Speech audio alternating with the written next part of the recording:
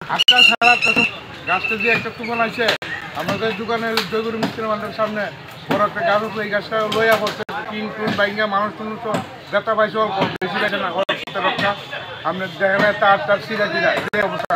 গাড়িগুলো বড় সবার আসতো না, গাড়ি থাকলে গাড়িও বাংলা চারটা গাড়ি তাই সব মানে কোনো কেউ আহত হয়েছে না, তো একটু অল্প লাগে, বেশি ব্যথা পাইছে, ব্যথা পাইছে। এটা নিচে